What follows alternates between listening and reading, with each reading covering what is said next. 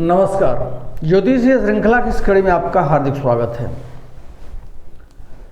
कुंडली में लग्न के फल कथन से संबंधित ज्योतिषीय सूत्रों के अध्ययन के क्रम में आइए अब कुछ और सूत्रों के बारे में जानते हैं। इनके आधार पर हम लग्न का फल कथन करते हैं।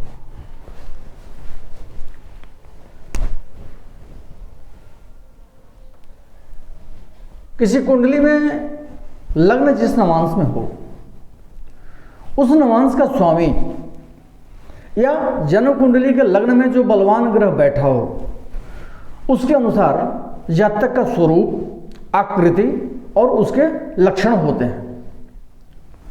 चंद्रमा जिस राशि के नवांश में होता है, उस नवांश के स्वामी के अनुसार जातक का वर्ण होता है। वर्ण मतलब गौर वर्ण, श्याम वर्ण, ये सब। भट्टोत्पल लिखते हैं कि यदि चंद्रमा जिस राशि में हो, उस राशि के स्वामी का जैसा वर्ण कहा गया है, वैसा वर्ण भी जातक का हो सकता है।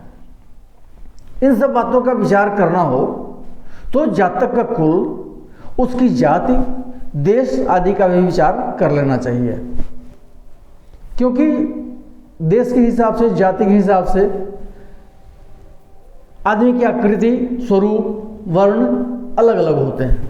इसलिए इन सब का सम्यक विचार करके ही हमें किसी निष्कर्ष पर पहुंचना चाहिए।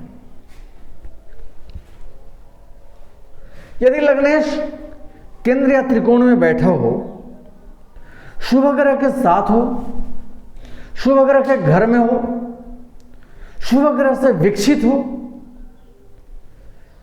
शुभ ग्रहों के वर्ग में हो, अर्थात बलवान स्थिति में हो, तो जातक यशस्वी और कीर्तिशाली होता है।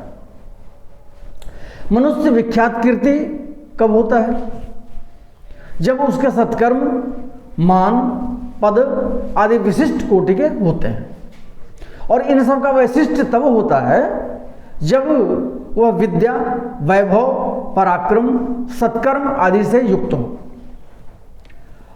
और यह सब उनमें होता है, यह सब गुण उस जातक में होता है जिनका लग्नेश बलवान हो। अर्थात ये सब जो स्थितियां बताई गई हैं, अर्थात लग्नेश जिसका केंद्र या त्रिकोण में बैठा हो, शुभ ग्रह के साथ बैठा हो, शुभ ग्रह के घर में बैठा हो, शुभ ग्रह के द्वारा देखा जा रहा हो, या शुभ ग्रह के वर्गों में स्थित हो, तो ये सब स्थितियां बनती हैं और ये सब वैशिष्ट जातक में होता है।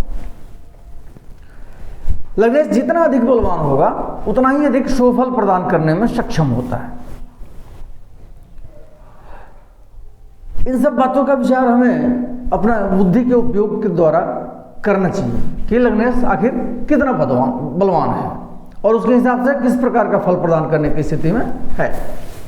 इसके विपरीत फल तब होता है जब लग्नेश पापक ग्रह की राशि में हो, पापक ग्रह से दृष्ट हो, पापग्रह से युक्त हो, द्वस्थानगत हो, अर्थात षष्ठ, अष्टम या द्वादश भाव में बैठा हो, पापक ग्रहों के वर्ग में हो, तो इस स्थिति में जातक अप्रकाश होता है। अप्रकाश मतलब जो प्रकाश में न आए, जिसका नाम न फैले, जिसके विषय में अधिक लोग न जाने, अर्थात ऐसा व्यक्ति साधारण जीवन व्यतीत करता है।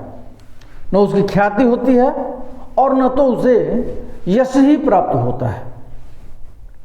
अब कुंडली में लग्नेश कितना पाप प्रभावित है, यह उस लग्नेश की स्थिति पर हम विचार कर लेंगे सम्यक, और उसके हिसाब से हम